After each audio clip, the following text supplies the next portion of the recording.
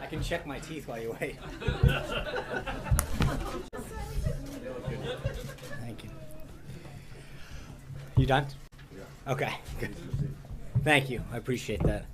I know the pool's gathering at 1:30, so I'm going to try to keep this on the short end.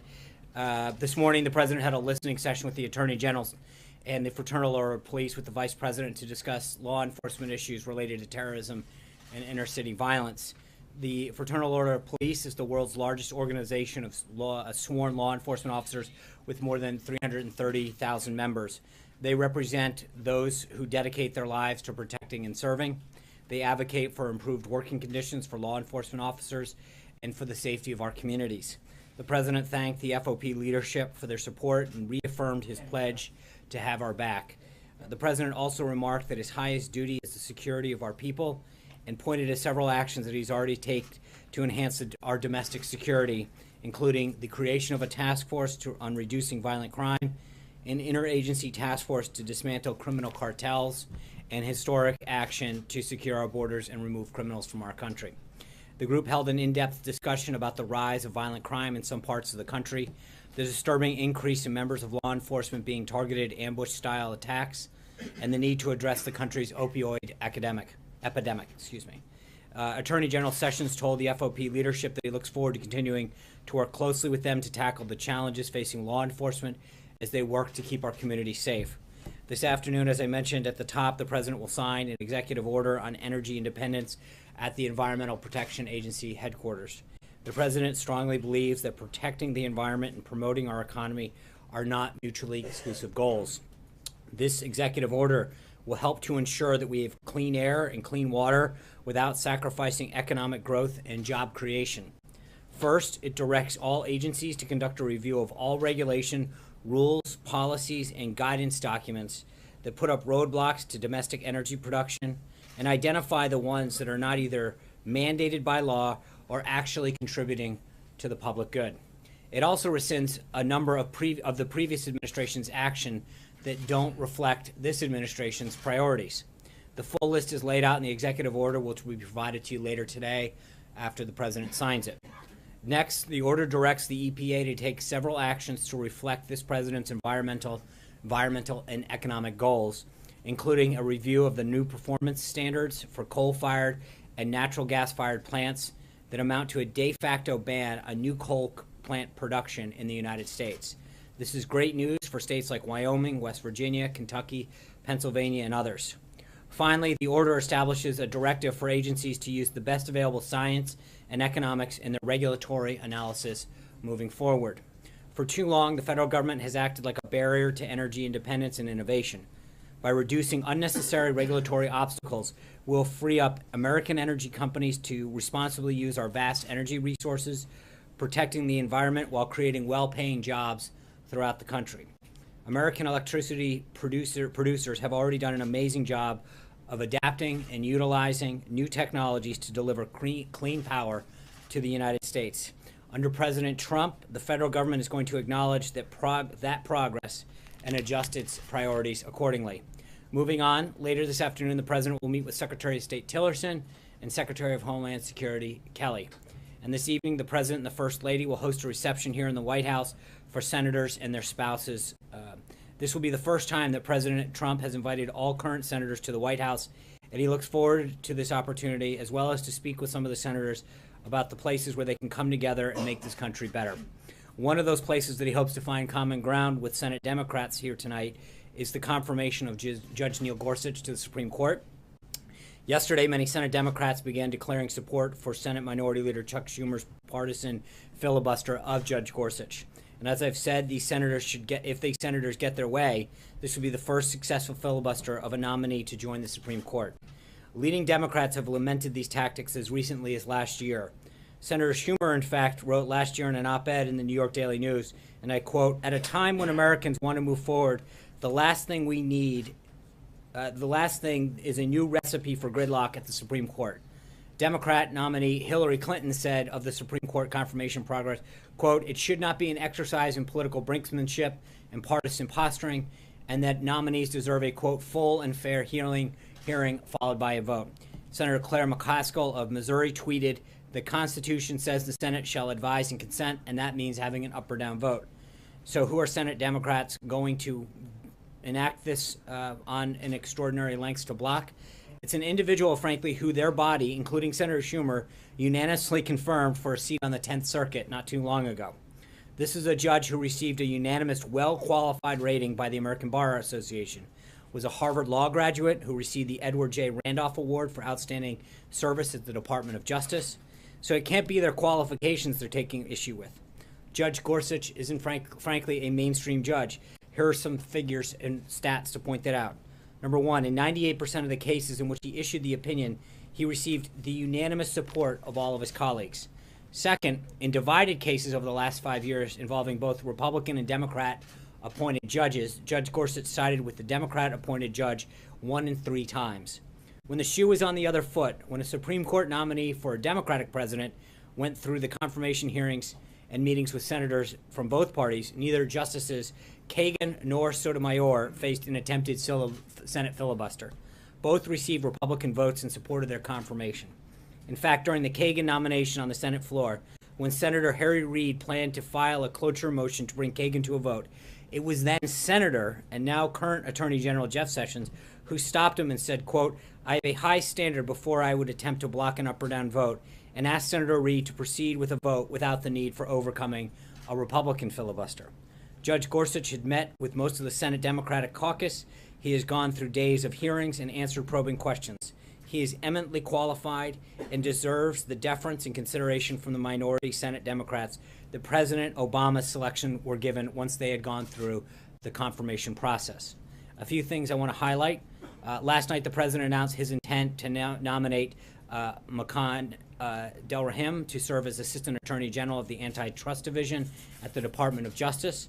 And this morning, we announced the president's declaration that a major disaster exists in the state of Nevada and ordered federal assistance to supplement recovery efforts in the areas affected by severe storms, flooding, and mudslides this past February. And finally, this morning, the president was pleased to see that Ford announced $1.2 billion investment in 3 manufacturing facilities in Michigan just 2 weeks after automobile executives came to the White House and met with the president.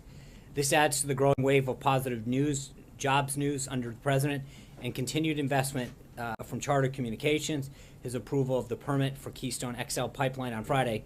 In addition, Energy Transfer's partners reported Monday that the Dakota Access Pipeline has been filled with oil as they enter the final stages of preparation that will finally put this into service. According to data released by the Conference Board, in March, consumer confidence, quote, soared to its highest level in 16 years. And from individual announcements to significant boost in both consumer and CEO confidence generally, it's clear that the president's economic agenda is what America's businesses have been waiting for. These businesses have spent years being held back by unnecessary bureaucratic red tape, and what we're seeing now is just the taste of the heights our economy can reach once those burdens are removed. And lastly, I want to make a comment on a false report regarding former acting Attorney General Sally Yates. As a matter of fact, I'd like to walk you through the sequence of events just to make sure that everyone's abundantly clear on what happened. On March 14th, Chairman Nunes and Ranking Member Schiff invited Sally Yates to testify on March 28th. On March 23rd, Sally Yates' attorney sent a letter to the Department of Justice asking for their consent to testify without constraints. On March 24th, the Department of Justice responded that the president owns those privileges to discuss the communications they were requesting to talk about and referred them to the White House. Also on the 24th, Ms. Yates' attorney sent a letter to the White House counsel requesting that consent, specifically stating that if they did not receive a response by March 27th at 10 a.m., they would, quote, conclude that the White House does not assert executive privilege over these matters. The White House did not respond and took no action that prevented Ms. Yates from testifying. That's the story. That's what the documents show. And with that, I'm glad to take some questions. Of course you can, John Roberts. I'd like to follow on that because there are reports that even though the hearing that was set for the 27th was not scheduled, it was canceled by Devin Nunes to prevent this White House from publicly invoking a claim of executive privilege. Could you speak to that? I hope she testifies. I look forward to it. It was never, let's be honest, the hearing was actually never notified.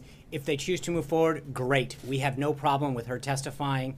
plain and simple. The report in the Washington Post is 100% false. The letters that they frankly publish on their website all back up everything I just read. All of the letters are available on their website. I hate to give them the traffic. But the reality is that they specifically say, if you don't respond, we're going to go ahead.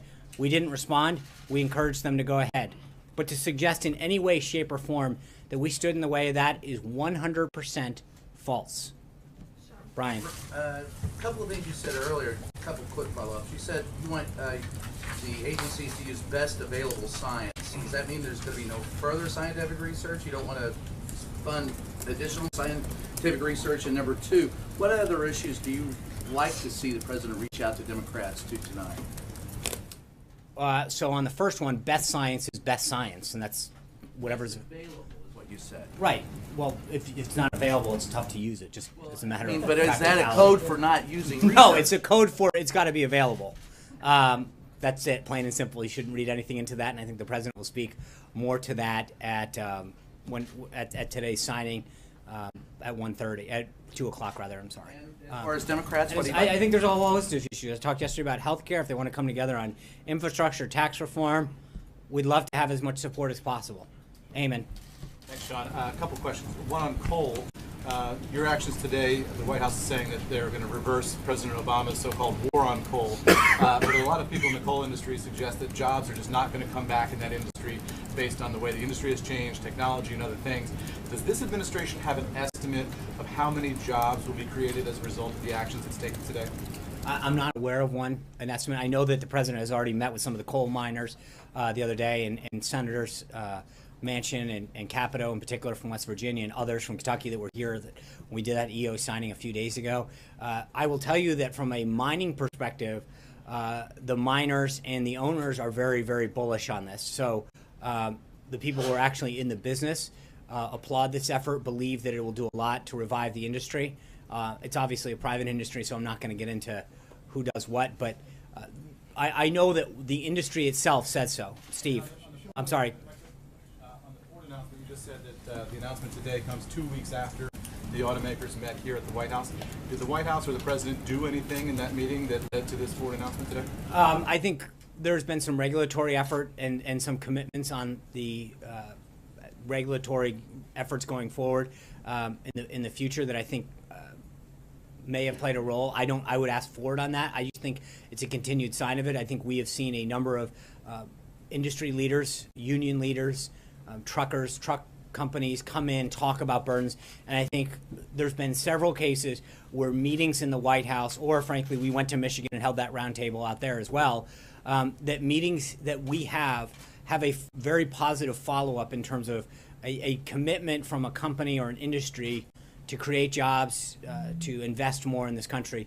But in each of these cases, Should the White House then get political credit for this announcement today? I'll leave it up to Ford to make that determination. I think that we're obviously pleased with more Americans getting jobs throughout various sectors, and I think that we'll continue, and the president has made it very clear that he continues to fight to bring back jobs and manufacturing here to the country. Steve. Sean, as you begin looking seriously at tax reform, could you just go through what is the president's bottom line? Does it need to have middle-class tax relief, corporate tax relief? Can you do it comprehensively or piecemeal? Do you add infrastructure spending to it somehow? How are you looking at this? So on the first two, those are both key components. The middle-class individual tax piece of it, and then the corporate rate has to come down. I think those are guiding principles that the president has laid out. As far as how the process works, there are, I think, and I don't want to get ahead of the folks in the legislative affairs or the guys on Capitol Hill, but I would suggest to you that there's a prevailing attitude out there that the FY18 reconciliation is probably the most likely vehicle to move some of this. Again, what we want to do is keep a lot of options on the table in terms of, do we put infrastructure in? Is there another vehicle to drive that? But part of gathering folks together now from Capitol Hill, from industry, from groups, is to begin that discussion, to talk about what needs to go in, what the way forward is, and so that conversation has begun, and it's continuing. And when do you think you'll have some recommendations to take to the president? Well, internally, the team has been talking to him for a while. I think there's a bigger discussion that has to happen as we branch out with outside groups, industry, members of Capitol Hill, et cetera, that start to formulate some additional listening that needs to happen on this. And again, I think part of it is there's a legislative strategy that needs to tie into this. Blake. Is the White House currently involved in any renegotiations of the health care bill? And if so, in what manner? Staff has met with individuals and listened to them. So I don't know how detailed you want to. I mean, have we had some discussions and listened to ideas? Yes.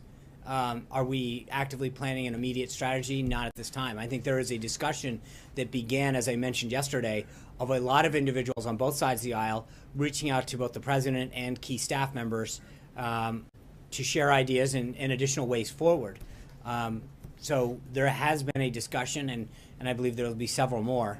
What would you say to the folks who have a genuine concern that if you could not get health care done, how do you go about getting big ticket items like tax reform and infrastructure done? People say if you can't get one, how are you going to do the next? What would you say to that concern? Well, again, I think, as I mean, we're going to build a coalition for this. I think each of them have different constituencies, and I think we're going to work with members of both sides of the aisle on both of those big ticket issues to see where we can find agreement and move forward. But I don't want to prejudge the outcome at this point. John. Thank you, Sean. We'll do both. All right. But him first. I'll stick with the row and then I'll go to Matt. So straight up. Sorry, Francesca. John Gizzi. All right.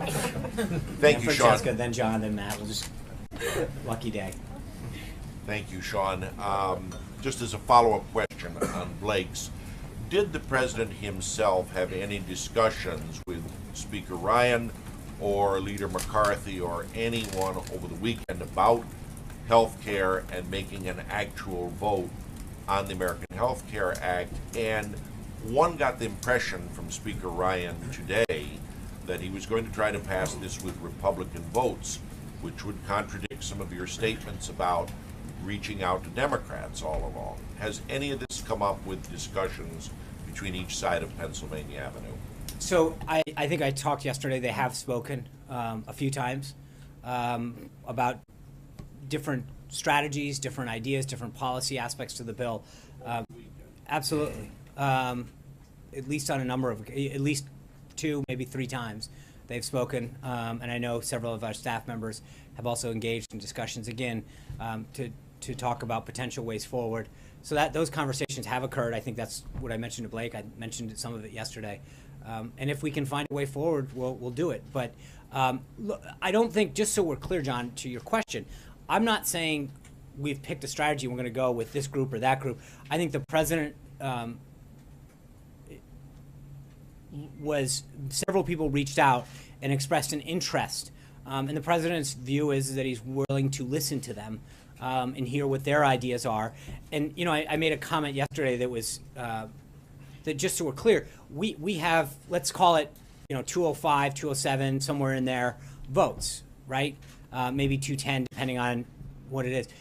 The point that I made yesterday is to get to 216, to get to 218, depending on the day of the week, there are certain things that people want that would take what I think the president views as a very good bill that weren't worth doing it because they would make the deal bad.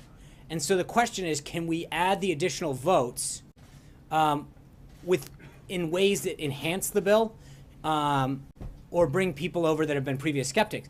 But there's a way in which people are saying, hey, if you bring me on board with these 5 provisions, then I'm on board, in which either A, take people off the bill, or don't make it as strong and make it a bad deal. And I think that's the balancing act that has to happen. One is, can you add additional folks on without pushing additional folks off? And 2 is that in what you have to add to the bill, does it make it stronger or does it not? Because I think there are suggestions by some out there that have said, we're willing to come along to the bill, but in doing so, it would make it a bad deal. And that's an important aspect. It's how do you take whatever that number is that we have now and get it up to 216 to pass without losing people and or making it a bad deal. Sean, So hold on, And you Glenn, can I've get it already. done with Republican votes, not Democrats. However we get there, John. Francesca. Thank you, Sean. Yesterday, you weren't able to tell us very much about Congressman Nunes' visit to the White House or to the White House grounds to view classified information last week. A Democrat on the committee today said that the White House would have known that he was here. The same Democrat also said that it looked like a criminal cover-up to him. My question to you is, have you learned any more information since we had this conversation yesterday about how he would have even gotten in and how he would have gotten cleared? And do you think that Congressman Nunes should recuse himself from being in charge of the Russia investigation at this point? Well, number one, on the latter part of that, it's not up to me. He's a member of the House. He's appointed by the Speaker. That is entirely up to the Speaker and the membership of the House of Representatives. We're not going to start commenting on that kind of stuff. I do think that he is running an investigation, which we asked for. And I think the thing that's important to note is there's somewhat of a double standard when it comes to classified information. When leaks are made illegally to the press, and you all report them, the coverage focuses almost entirely on the substance of the allegation and that are part of an illegal leak, not on the illegal nature of the disclosure, the identity of the leaks, or their agenda. But when the information that is occurring now, which is two individuals who are properly cleared, or three, or whoever he met with, I don't know, that they are sharing stuff that is entirely legal with the appropriate clearances, and then there's an obsession on the process.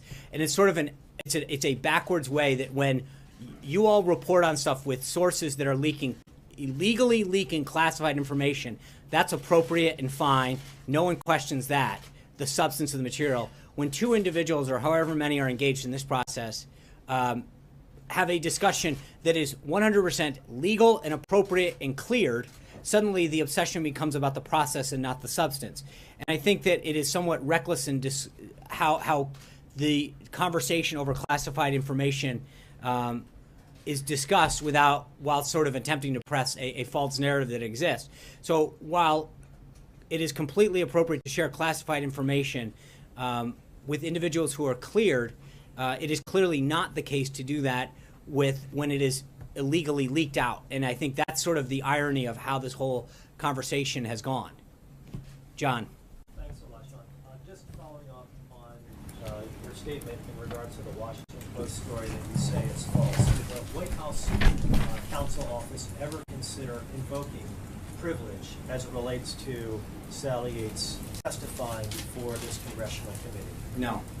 And why is that? You certainly would be in a position to invoke privilege. After all, these were privileged communications between the acting Attorney General and the Executive Office of the President. That would fall. I know this would be a shocker, but again, part of it is that I think that we've been very clear that when you actually get to the bottom of the facts, every single person who's been briefed on this, as I've said ad nauseum from this podium, that they've been very clear that there is no connection between the president or the staff here and anyone doing anything with Russia. And I think that the view here was great. Go share what you know.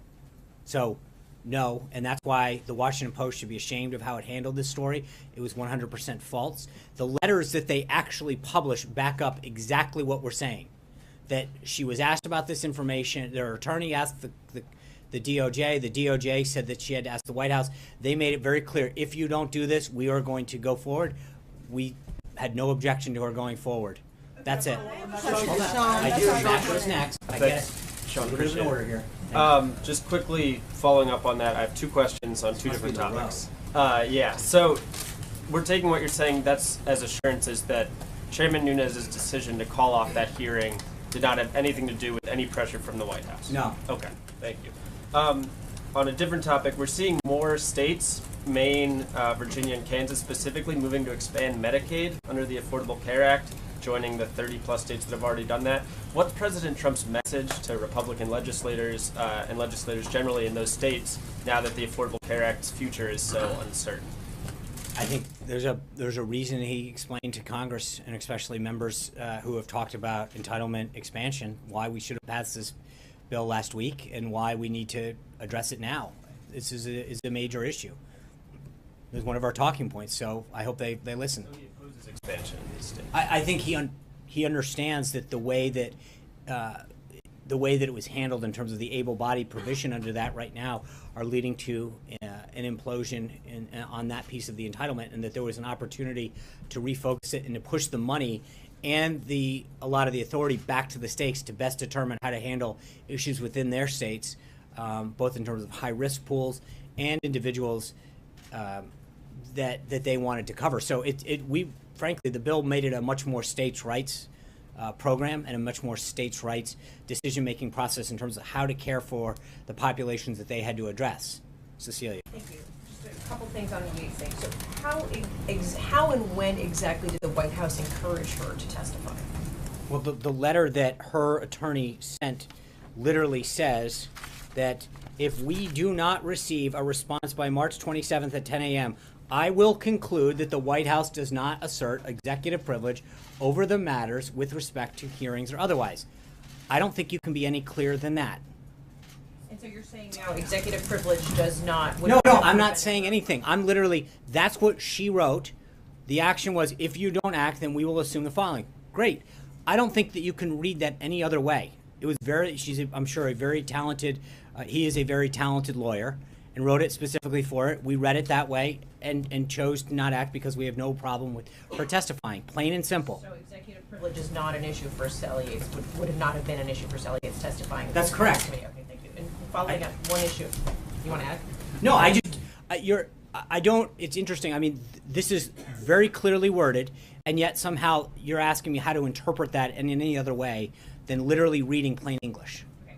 Interpret something else for me. Does the president still believe that climate change is a hoax?